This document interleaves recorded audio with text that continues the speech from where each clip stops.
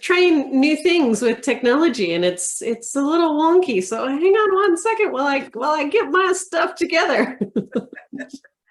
We love technology. I'm pressing different buttons and it's doing different things. It's we're having an adventure today. Yes. It's all good. It's an adventurous. I don't even know what day it is. I guess it's always Thursday when we do these. It is very Thursday. It is Thursday is Thursday. Thursday. Yes. Happy Thursday for those of you that are in this part of the world. It's Friday for some people already. Oh yeah. I love it when my friends in Australia and New Zealand say, so it's a great day, tomorrow for you. There, I'm like, that's fantastic. I love you guys. So happy Thursday. I am super excited about this version of the Conscious Educator Playground podcast. It is a topic that I talk about often, and I always get a ton of questions about the word edupreneur. And so I thought, what better than for you and I to chat about this, because earlier this week we had the conversation about the different ways that you show up as an edupreneur, and you're like, no, I don't. It's fine. I don't. I love your humbleness, and I'm going to do a bit of shining a light on you and all of the ways that being an edupreneur shows up in your world, both inside and outside of school, and the work that you do within the high school that you're at. So I think we should just dive right into the definition. And I dropped in Facebook, we did a blog post a couple of years ago on what is an edupreneur. And so brought in the research, brought in the definitions and all of that. So definitely check that out. But just kind of on the surface level, Shiba, if you just want to kind of take a stab, what are some characteristics that you would align with an edupreneur? An edupreneur, so obviously the first thing is they're going to be an educator, but then they also have a visionary spirit, and they're able to create new opportunities for themselves, for students, for the community, and really for the world. So to me, edupreneurship, as it were, is education that's not always within the traditional confines of a school building or a classroom. Yeah, let's actually dissect the word educator a little bit more. As the world is evolving, and even prior to that, really, what does it mean to be an educator? Because we often think of a traditional K through 12 classroom teacher or a high school or a college professor, right? And yet the term educator is actually a little bit more broad than that. So let's talk about who we're talking to. So I don't have the textbook definition for educators, Sandy. Yeah, I mean, I feel like an educator is anyone that is invested in giving their knowledge to other people so that they learn. And that could be a variety of topics. Okay, well, there it is, a variety of topics. Shiba is now Webster. It's fine. I don't need any more titles, Sandy. You do not need any more titles. We're going to talk about that and your whole edupreneurial world in a minute. But I think it's important to talk about the definitions, right? Like who is an educator? Who is an edupreneur? Like, what does that mean? And right. I think you did beautifully. So thank you for that. When we think about education, we think about teaching other people. There's lots of different ways to do so. And as education is evolving, we are literally in this space where, and it's been happening for a long time, but I think we're beginning to define it and really talk about it, that we're lifelong learners. As humans, we're consistently growing and learning different things in life. And when we think about our lifelong learning journey versus must get this piece of paper or this certificate, which those are valuable things, Absolutely. And it's not really all that learning is about. Those are boxes to check to achieve certain goals in life, just like as simple as brushing your teeth and checking that box is to oral hygiene, right? I don't know why I brought that up. That's weird. Brush your teeth. But when we look at education in general, and we look at those of us that are educators in this world, and we look at kicking it up a notch to really tap into that edupreneurial mindset. When I think about how I've watched you grow and evolve as an educator, and begin to even own your edupreneurial mindset and the benefits that it gives you in this life, it's just so I'm inspired by you, Shiva, by so many things that you do. And so let's talk about some of those characteristics that you talked about with being an edupreneur from a mindset perspective. What does it feel like when you own that title? I don't know if I've really owned the title, so I just want to thank you. Thank you. I can hear Amelia's voice going, "You are an entrepreneur." Anyway, Amelia is on our team. Beautiful, beautiful young woman. Anyway, and Sandy's niece. But anyway, Yeah. So I just think, after we talked about it, and I never really saw myself as that, I think I see it as just really a natural part of what I do as an educator. So for instance, I was telling you about the workshops that I held for my students for personal essay writing. And when you're teaching senior students, it's kind of a part of what we do as English teachers. We're going to help those senior students write the essay because we want them to go to college. But I thought, why not host something a little more formal, right? Something where I could talk about the specific things that, my students wanted to know. And I put together a whole presentation.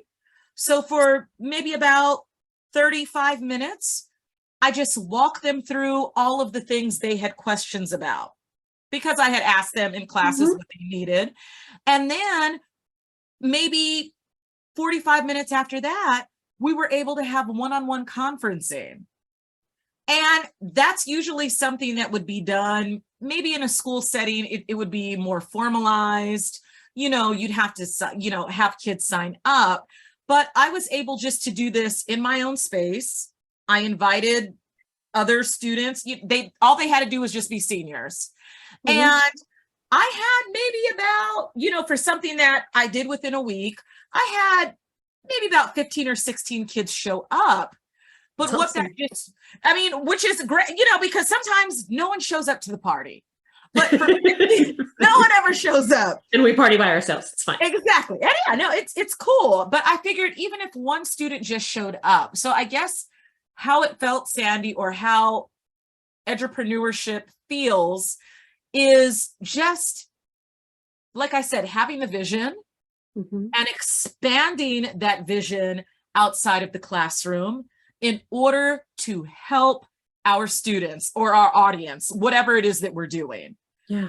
And I think it feels very freeing because now I know that I can use the skills that I have as an educator, and that can translate. These are transferable skills that translate outside of my classroom. And I never thought of it as that before. So I thank you for showing me that, I have skills outside of the You have lots of skills. I know, but when you're in the classroom, you don't think of it as that. Right. You're like, this is just what I do. But I'm like, wait a minute, hold on. I'm organizing and I'm doing things on my own. Like I told, so I didn't ask an administrator. I didn't link up with other teachers. I know how to put together a presentation. I teach 190 students, Right. I can do this. Right. And it ended up being great. We had a sign in. I was able to send the kids the slides. They had, they left with information, things that they could put in place right away. So yeah, that's how it feels. That's fantastic. Great. I Yes. love that. And it's when you talk about those skills and those strategies and the things that you were doing, you're doing those things within your classroom environment as well. And those are skills, and that's a mindset that you have to actually be thinking about, how can I improve this thing? How can I like really shift the needle on this? What innovation can I bring in? And there's so many educators that do that so consistently. And that's one of the first things that they think of when I say, you know, how would you define an entrepreneur? And they're like, well, visionary and like innovative. I'm like, you do that every day in the classroom, and you do that every day in your school. Or, you know, even if I was actually talking to an elementary school that I've been coaching for a while, and they're really amplifying this year, everyone owning their own edupreneur mindset. And even the woman that is in charge of their cafeteria, and her taking ownership of that domain and making sure that the children have healthy food, that it's clean, that she has staff that's happy, that she, you know, runs her budget, that she gets to own that portion of the school and run it as if she owns it. And so that edupreneurial mindset for someone that is running the cafeteria in a school is tremendously empowering and freeing for her, like you're talking about. And what it does for the administrative staff is go, oh, that builds and grows trust in a tremendous way, where it's one less thing that you have to be thinking about. Oh, did they think about this? Did they think about this? Did they do that? When you can really empower and trust and really allow your staff and your team to explore their inner edupreneur. I mean, it's life-changing for the culture of a school, but also as individuals. Because I want to also talk about how you have started something on the side, your little side hustle, as I'm going to call it, right? Because you keep saying, oh, no, I'm not ready. Oh, no, it's not. It's a little thing. And yet it is you really stepping out as an entrepreneur, taking your edupreneurial skills and actually flexing your entrepreneurial muscle in a way where you're not necessarily teaching people, you're actually creating products. Right. And so when you think about your income and impact potential, you're accelerating both in your life in such a beautiful way by owning your inner edupreneur. And so will you share a little bit about how you started that and why you started it, right? Like how did that come about and why did you do that? Oh, yes. So for people that didn't know, so I moved from Las Vegas to Washington, D.C. last year. And when we went back to school for the first time after being virtual for 2 years, obviously there were all these different protocols that had to be in place. And I was wearing a mask every day. Mind you, Washington, D.C. is very humid and very warm. And my son also had to wear a mask because he was in school as well. And our desert skin freaked out. Nothing was right. And all of the things that I knew to use, I mean, and not so much for me because I'm an adult, but for my son who was in his senior year, who never had a problem with his skin, I was like, you know, if nothing over the counter is working, I'm going to fix this myself. So I started doing months of research, Sandy, looking up natural ways to do it, essential oils, just other things, you know, how does shea butter work with the skin? So I put together something, and then my son and I were the little guinea pigs, as it were. And after about 2 or 3 months, when our skin was glowing and we were getting compliments even, what I started doing was giving these products out to family and friends. And like you said, I was being so small, I didn't even ask for feedback. I just said, I made it, try it.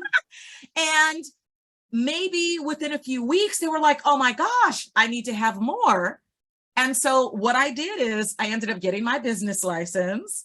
I got the site. I have things, you know, ready to go. I haven't launched it yet because obviously I'm still doing my main job, which is teaching.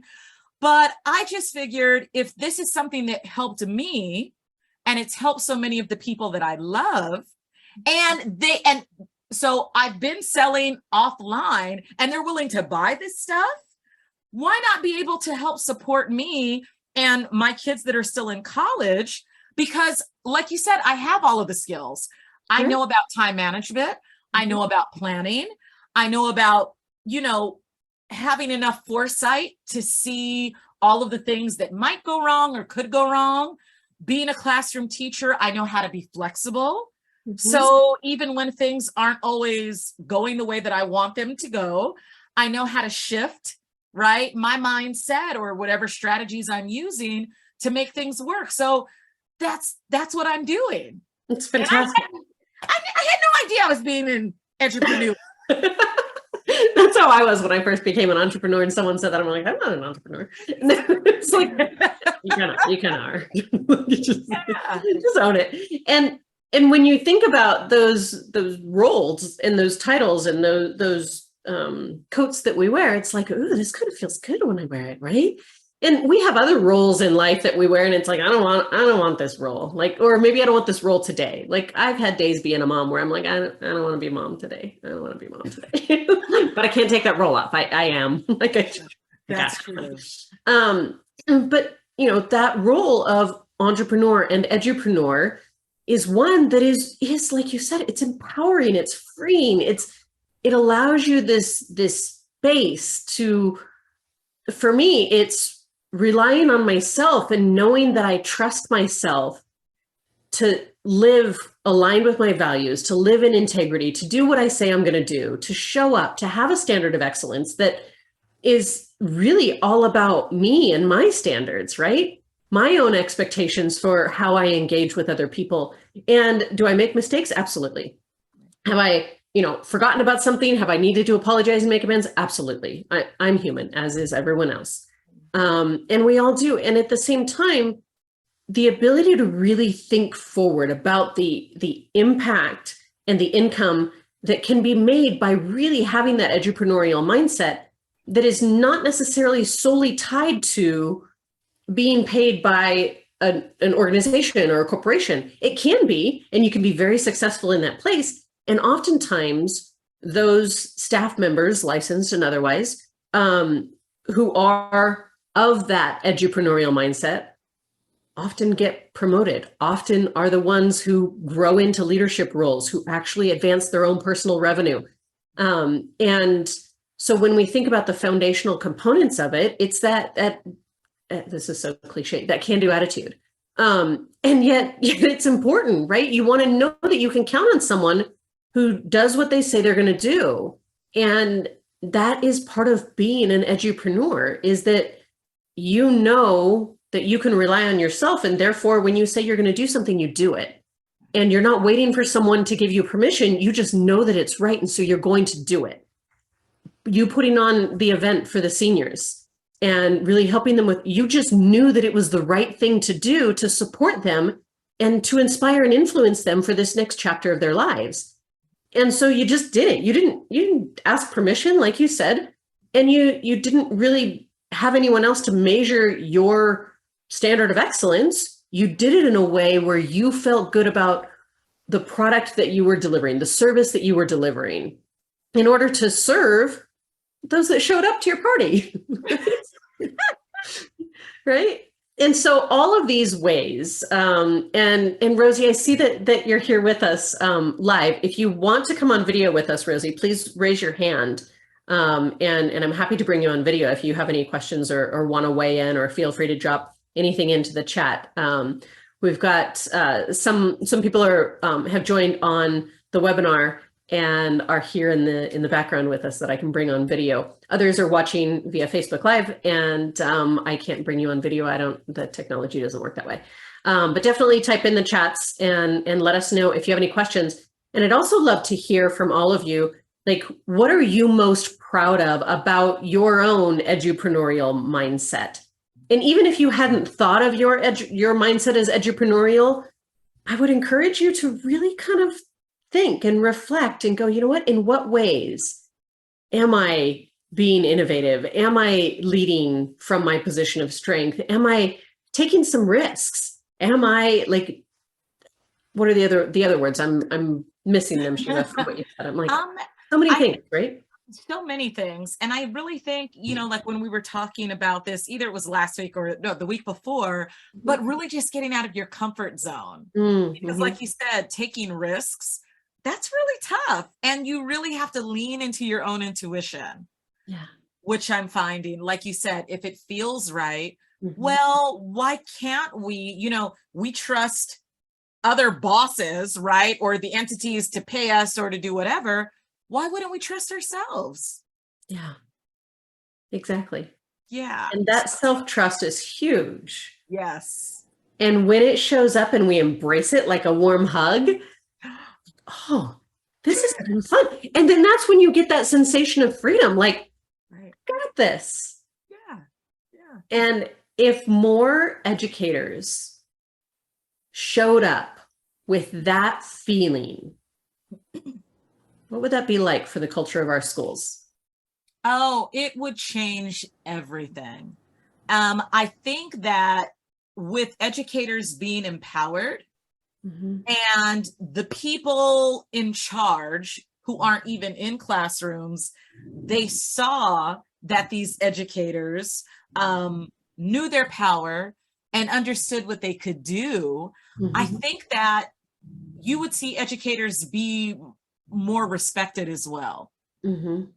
Because I think that educators, Sandy, don't really understand how their skills translate outside of a school building. And I'm talking about educators that are in, K Right. through 12. Mhm. And so I think that once they know that those skills are transferable and the powers that be see it, yeah, absolutely. I Mhm. think that we're going to be trusted more and respected more for what we do, Yeah. because the work is naturally work that is innovative, like you said, Right. because that's what we do. We create moments and opportunities to expand lifelong learning. Mhm. It's brilliant. And when we think about that ripple of impact of the staff showing up that way with that mindset, that ripple to the students is it, again, it goes to they absorb more what we don't say than what we do say. Fortunately, unfortunately, right? But, Absolutely.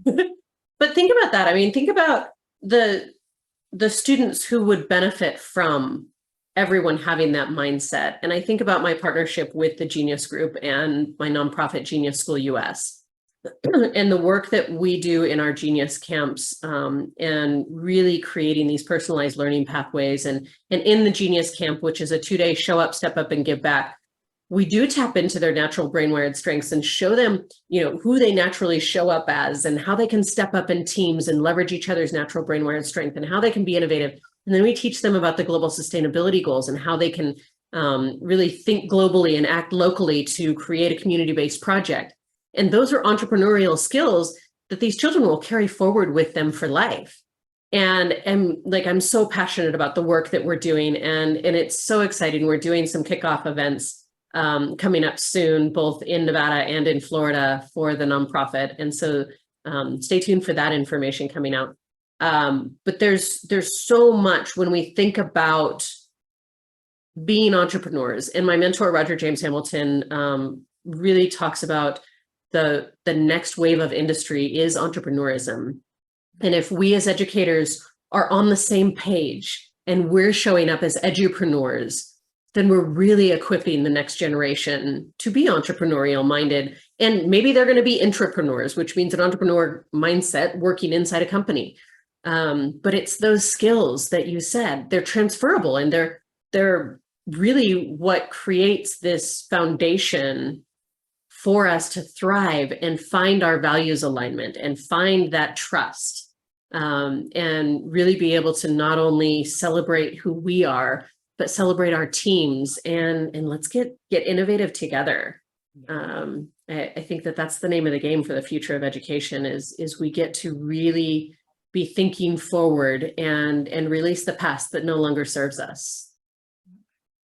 Any final words of wisdom, Shiva, on owning your own edupreneur?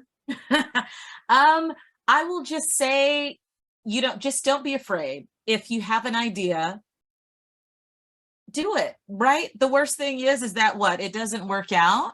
But yeah, just don't be scared. We already do so many brave things in our classrooms, in our hallways, wherever we're at.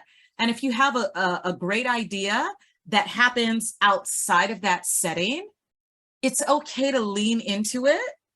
Take the risk, like you said, Sandy, and go for it.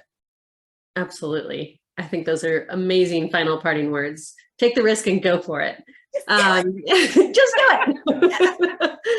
Shiva, thank you as always for being here and for talking about your inner edupreneur. And I'm sure that you have inspired several others to really take a look at how they can kick up their inner edupreneur and really leverage those skills across the board to make the income and the impact that they desire in this life. And if you guys haven't subscribed yet, we are in full force with our Conscious Educator Playground podcast on Apple and Spotify. So definitely subscribe, and we so appreciate you listening and tuning in, and we will see you next week. Thanks, everybody. Take care. Bye-bye.